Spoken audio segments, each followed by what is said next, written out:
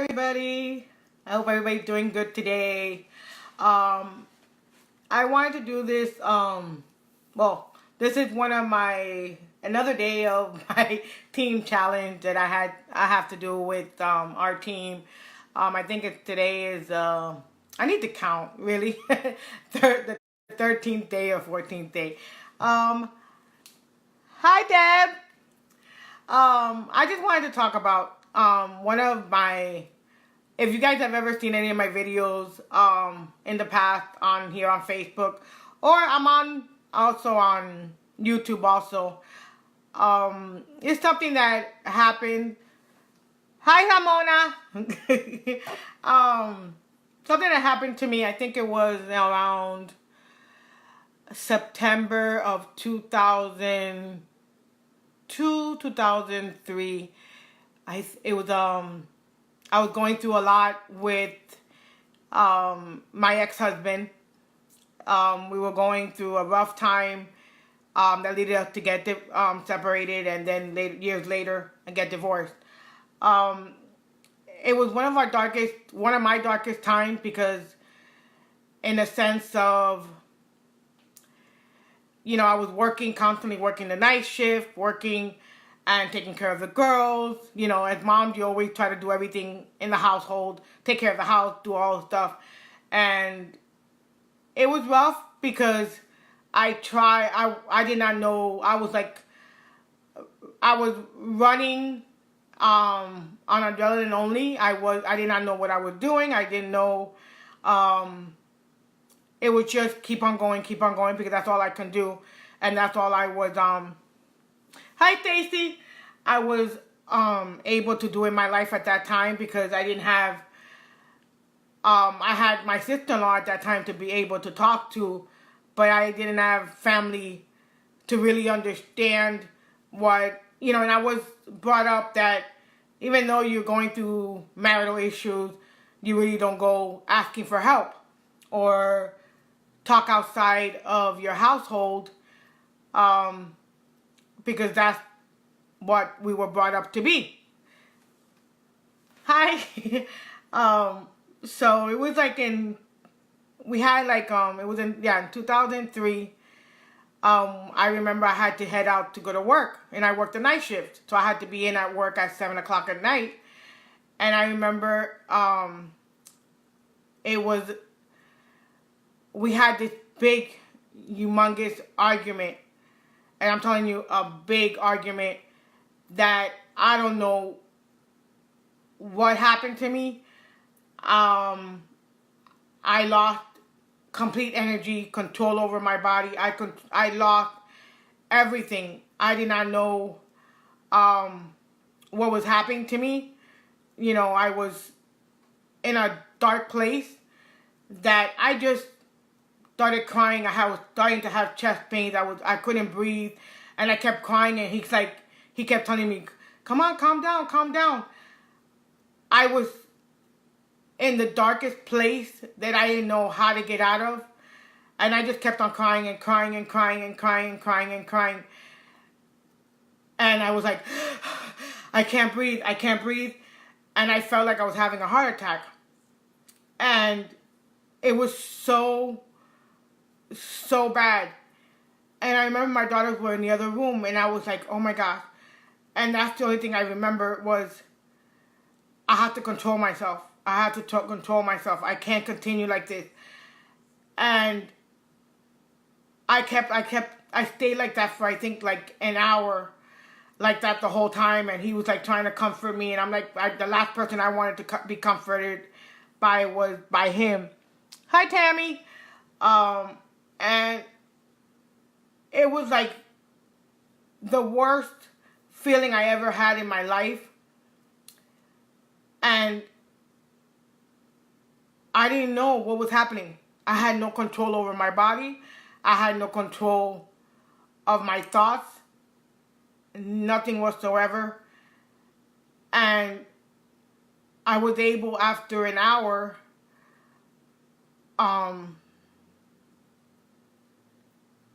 because then I finally was able to calm down. And And I still felt like crap. I still felt weak. I still felt like I had no energy, but I wanted to get out of there. I wanted to get out of my house. I just wanted to run away.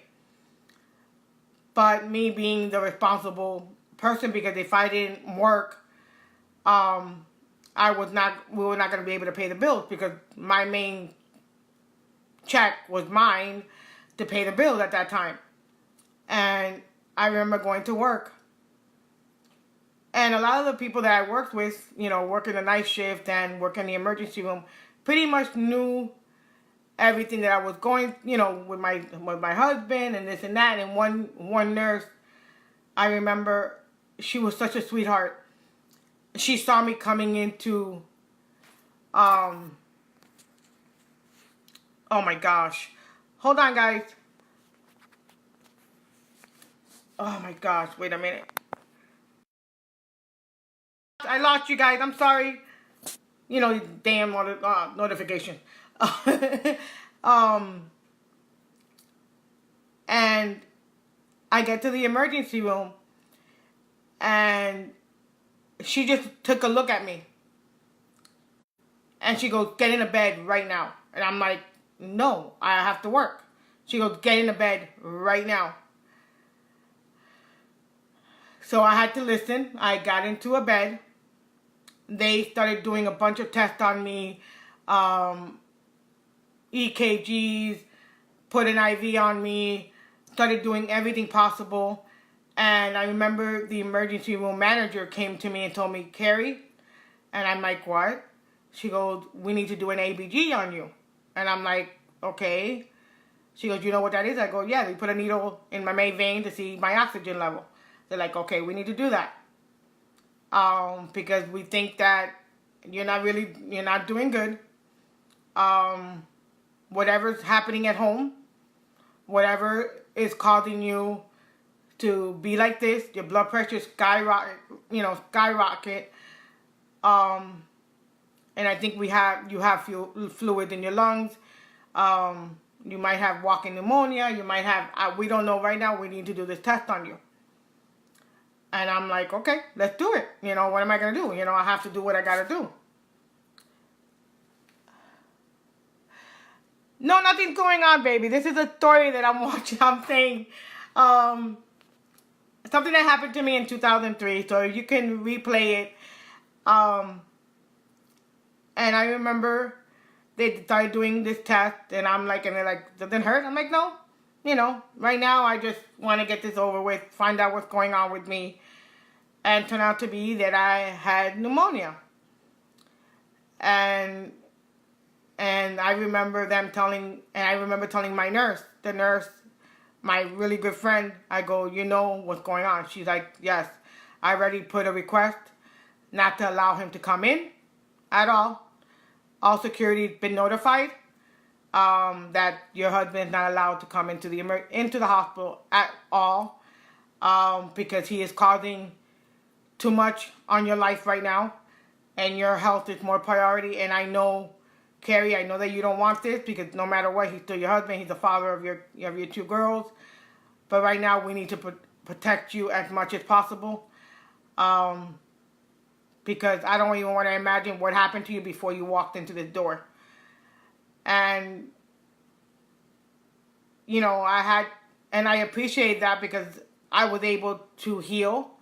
I was able to get better. And that was my final decision of saying, it's time for me to walk away. You have like I say, my story is very hard, because I didn't have family help.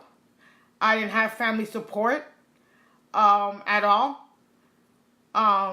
Because when you're going through this, you want to make sure that you have your family next to you. And I didn't have that. I had to do this all by myself, make a decision of walking away with my two girls. It wasn't easy, being a single mom and going through the scare of health issues, the scare of being accused of why you're leaving your husband, why this, because I never told anybody what was going on. I hid a lot of the stuff that was happening, the,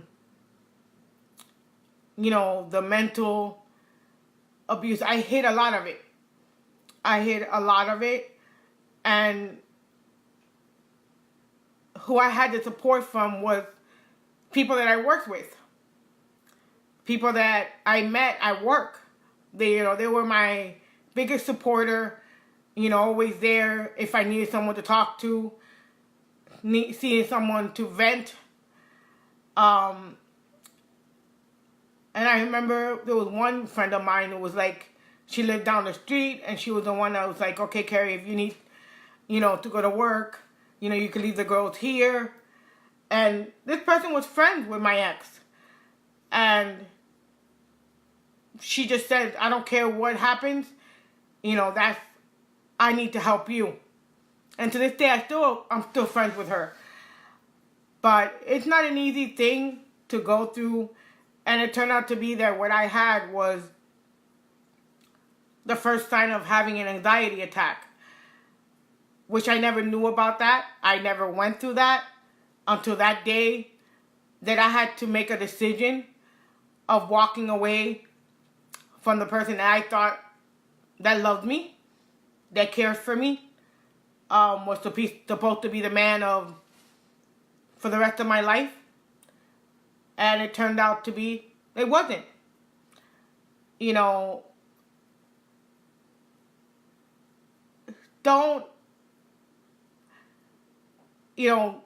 God works in mysterious ways sometimes, because sometimes people come into your life to teach you lessons, to teach you different things in life. And while I was going through all this, through the ups and downs, the fighting, the arguing, not being, him not being there with my daughters, not having his support financially through child support and stuff like that, which it was a battle through that. God brings people into your life when you least expect it. And through all those trials and tribulations that I went through, God brought a man into my life, which I'll tell you guys later on, the story about that. Brought into a man that was my rock, my support, my biggest supporter through everything. And that was the happy place. That was, when I was in my darkest and my lowest, God always told me, don't worry, you're going to come out of this. And you know what? I did. Because I can be in worse conditions. And I'm here doing well. Happy as can be. So if anybody goes through, anxiety attacks or panic attacks just because you can't handle it anymore, seek help. Seek, any kind of help, because there's always a light at the end of the tunnel. And my light was, God blessed me with the man of my dreams, because it took 13 years later after, well, no, not probably a few months after, but it was God sent. That's all I can say. Don't ever think that, you might be going through something rough right now, but there's always a light at the end of the tunnel. There's always help and hope at the end of the tunnel. So don't ever think that you're alone. There's always help out there. And when you least expect it, there's always somebody there to help you. Because honestly, I had siblings. I had a father at that time that was alive, doing well. I didn't have no support. And God brought me friends, brought me a lot of friends and support And my sister-in-law, rest in peace, was always there through every stepping zone. Always there to take care of me, be somebody to talk to. So don't ever think that you're alone. There's always help. There's always hope. There's always the love that you never expected to have. Because that was the darkest, one of my darkest times in my life. But I came out of it. I came out stronger, able to handle more in my life that I never thought I could handle. And I'm here, smiling, like always, and enjoying life. Because I could be in worse. I could have been worse. I could be worse. But I'm here, doing well, able to talk to you guys about my life and a little bit of my life. But there's always hope at the end of the tunnel. So I just wanted to tell you guys that. You know, it's something that I can talk more about because it's more to detail than that. I will be on here for hours with you guys. But if you ever want to talk to me, you can call me. But if you think that this can help anybody, share it. Share it. Or if you know that someone's going through something rough, if you haven't seen any of my other videos, you can go back and see them. A little bit of what I've gone through in my life, with domestic abuse and sexual abuse. There's other things also. So, you guys can share the video. So, hope everybody has a great night. I am going to finish doing what I gotta do and enjoy some time with my husband and my daughter. That my husband's off tonight, so I'm happy that I get to spend some time with him. I hope everybody has a great night. Bye guys, love y'all.